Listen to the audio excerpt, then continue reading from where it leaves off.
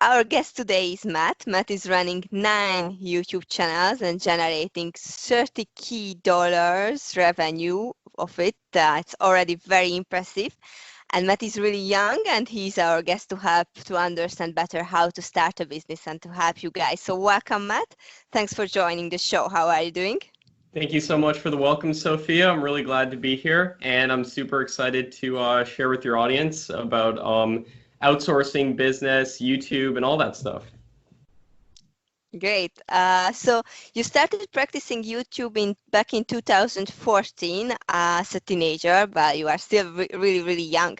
But why YouTube? How did it come to your life?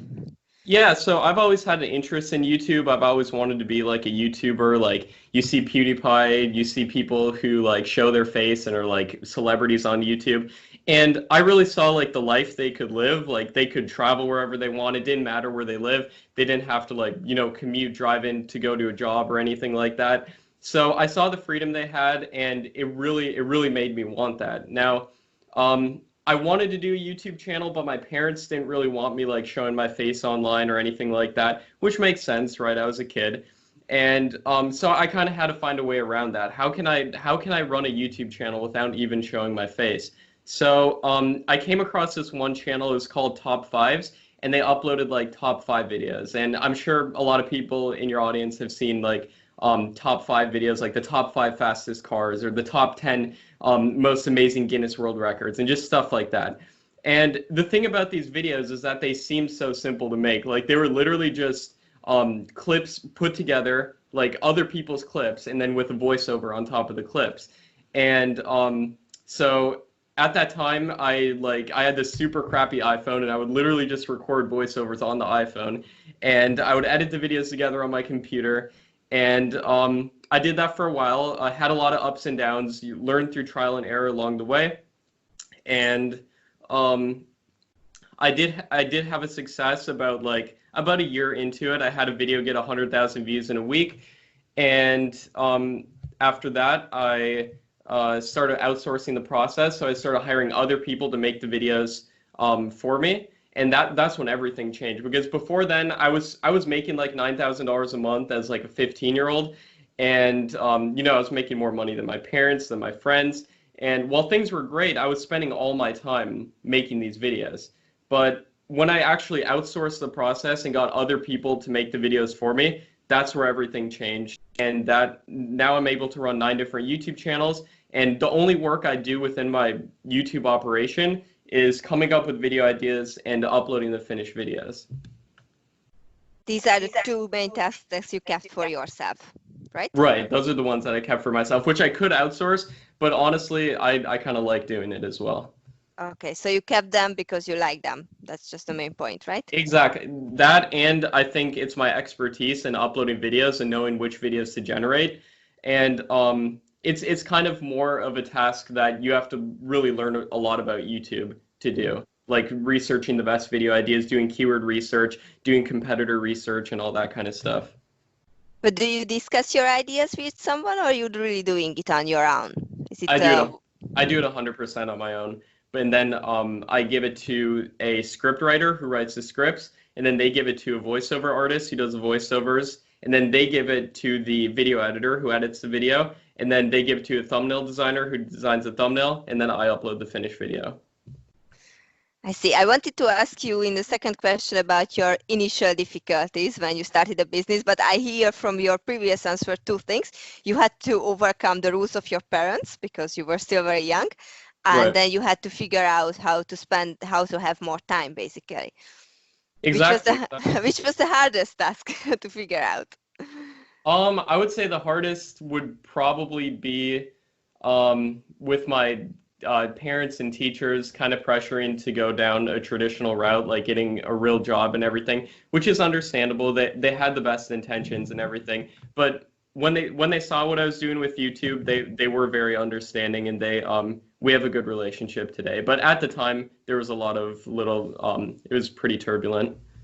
That's understandable, I guess, but it's pretty amazing that you could stand so firm about what you want to do and go for it. I think a lot of adult entrepreneurs should take it as an example, because sometimes people get really shy about what they are doing. So that's a great job.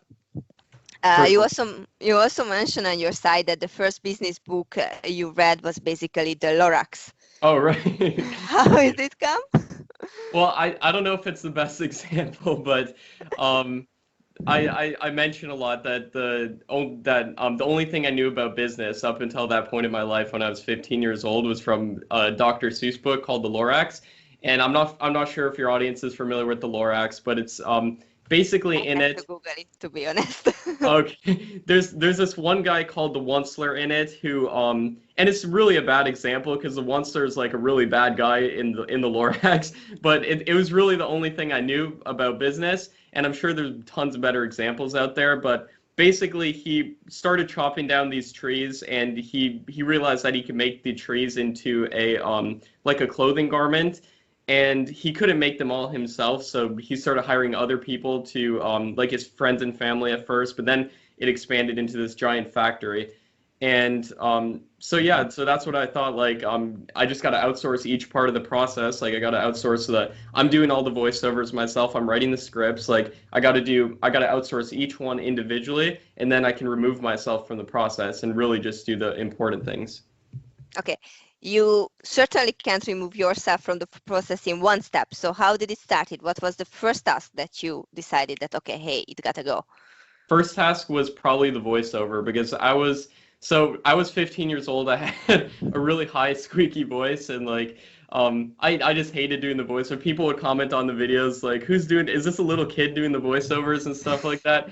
And I was like, that's the first thing I definitely got to outsource. So I initially went on Fiverr. I don't know if anybody's familiar with Fiverr, but it's basically a platform where people can pay $5 to basically get people to do nearly anything on there. And there's a lot of voiceover gigs on there. So I started paying people to do voiceovers for the video. I got some guy with like a nice deep narrator voice, to do the voiceovers. And then I did script writing. And with the script writing, that was the second thing to outsource. That one was a little bit harder because it did require doing research as well. So I required the script writers to actually do research into the videos they're talking about, and they have to actually provide the links as well. So then when the video editor is actually editing the video, they all they have to do is click the links, download the videos, and then put it together. And I did the editing for the longest time. So at first I just did voiceover and script writing, and I did editing myself in the thumbnails because I thought like I have to do the editing. This is something too hard, but it turns out there's a lot of great editors who work for very cheap, especially in other parts of the world as well. And then I outsourced that, and now I only do those other two things. You mentioned Fiverr. Fiverr is great. You go there, you type basically whatever you can imagine that can be done online, and you find not one person, but like, I don't know, hundreds of people who are doing that on different prices. It's really hard to choose. What's your trick? How do you do that? How you find the best people to work with? Well, at first, I didn't have any method of choosing or anything. I just hired random people who were the absolute cheapest. But nowadays, I don't use Fiverr. I actually don't recommend using Fiverr either, just because there's you don't really know what you're going to get unless they have a lot of like past reviews and stuff. And usually the people who have the past reviews, now they can charge more than $5. And a lot of people on Fiverr charge a lot more. So I find typically the best, cheapest people on Upwork. And my method of finding people on Upwork, like I was just hiring people the other day. What I do is I put out a job post, I say exactly what I need, I give examples within the job post and all of that, and then I ask them to submit an example of their work, and I give a little like script, like say if it's a voiceover, I give them a little script, or say if it's script writing, I say, could you write a quick 200 words about this topic, and I give it like the top 10 biggest dogs or something like that. And I get them to do an example so I can see an example of their work. And then I hire them for a video by video basis. So then I hire them to do video by video. So let's say instead of paying them $500 a month to do a certain task, I pay them like $16 per video.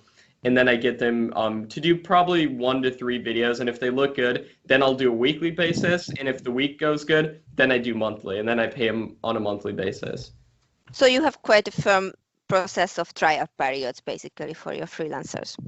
Right, and sometimes I can tell right off the bat if they're going to be pretty good too, and I skip doing like a week. I just go straight from hiring them to do one video, and if the video looks great, I'm like, okay, I got to lock this person in for a monthly contract. Then I do that. One of the biggest fears of my clients when we talk about outsourcing is that they are worrying that if somebody is doing the job outside of their team, it can be dangerous for their own business if they could steal the work they are doing, if they could do the same thing on their own, and these kind of difficulties. Have you ever considered this?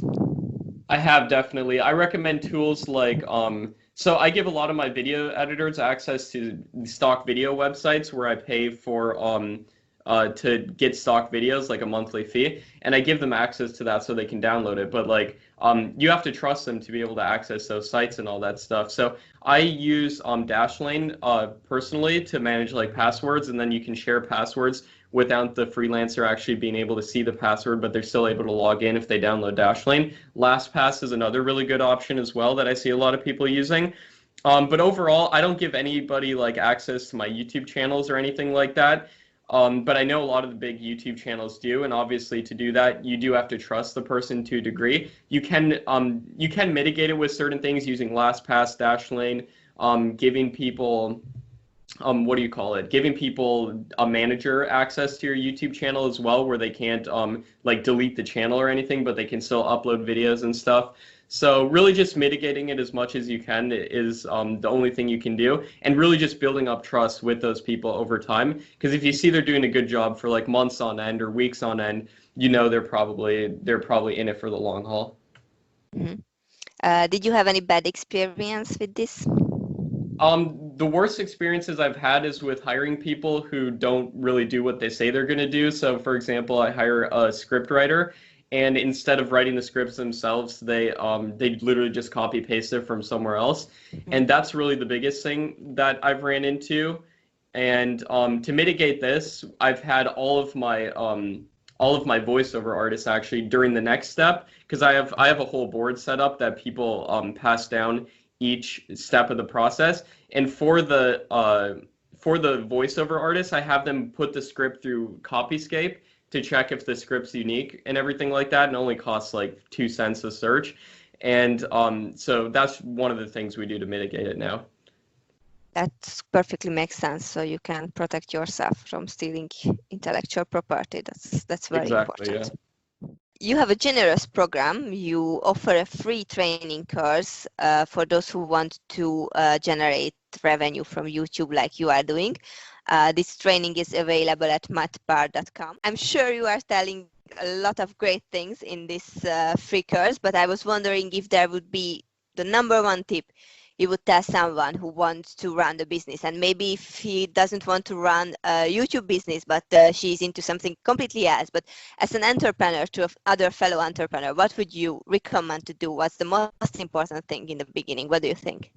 Most important thing is sticking to one thing. I see a lot of people jump from thing to thing, like shiny object syndrome. I know it's really cliche, a lot of people say it, but honestly, it's pretty much the biggest thing out there when it comes to being an entrepreneur, because like there can be so many little enticing things. Like even in my business too, I see so many things like, now I want to do Facebook ads, now I want to do YouTube organic, now I want to do YouTube ads, now I want to do Instagram and all this stuff. And really, if you don't give your full focus to one, it's never going to grow as much as you want it to be. And this goes for anything, being an entrepreneur in any single niche, whatever you're doing, running an agency, SMMA.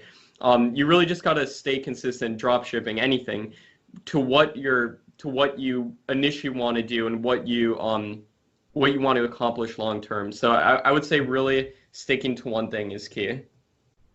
Sticking to one thing. That's a great advice. Thank you. With all these processes, all these clever ways of outsourcing, how many hours do you actually work in a week? So on my actual YouTube business, I work about 2 hours a day. I usually try to get that done like first thing in the morning. So I just wake up, do YouTube, and then for the rest of my day, then I basically work all the time, but it's not just with YouTube. So I also do a lot of different stuff within my personal brand as well, because now I'm selling courses. I'm doing like webinars. I'm doing my own personal brand YouTube channel, which takes up a lot more time, and because you have to actually get in front of the camera, film videos and stuff like that. So I would say I'm working a lot, but it doesn't really feel like work to me. And a lot of this could be outsourced as well. I got to get better outsourcing within my own personal brand as well. But with the actual YouTube business that I make around $30,000 a month with, that's just around 2 hours a day right now. 2 hours a day. Okay. Yep. But you have so much else to do. That's understandable. But how do you like to Right. spend your free time? Free time, just going for drives around the area and just like hanging out with my girlfriend as well, just doing stuff like that. I love traveling.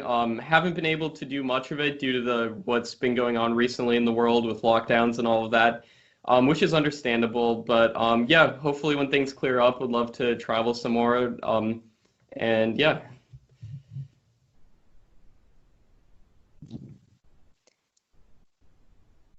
Is there any exciting project you are working right now? Something we can Um, expect from you in the near future? Yeah, I'm working on another launch for my online course, which teaches people how to make money with YouTube, basically my entire process. And I'm working on including a bunch of cool bonuses in that. Working on incorporating hopefully live calls in the future, so I can answer people's questions live in like a group coaching format. Hopefully, in the near future, going to launch like a low ticket course as well that'll be completely people can do just all by themselves with YouTube too, where you know it's completely hands off. You don't get any support from me or anything, but it'll be very cheap. So I'm going to be releasing that soon, and I have my current course as well that we've been having a lot of students with a lot of success in too. And with that course, you do get a lot of one-on-one support with me. So yeah, just hopefully going to be launching some more programs, and yeah, really excited about that. And you must have met a lot of interesting people from the world with this course. You have close connection with your students, you mentioned. Definitely, yeah. A lot of people from all around the world, and it's really amazing community. I love working with them, and yeah, I love all the connections, business connections. Like I've had some of my course students like be making $1,000 a day just as an affiliate for my course as well. It's because I offer them like a commission if they want to sell the course themselves. So yeah, a lot of great business connections, and I love the course member community. That's great. That's really, really great. Matt, thank you so much for joining us today, and I wish you good luck and a lot of success in the future in your business. Thanks a lot. Thank you so much for having me, Sophie.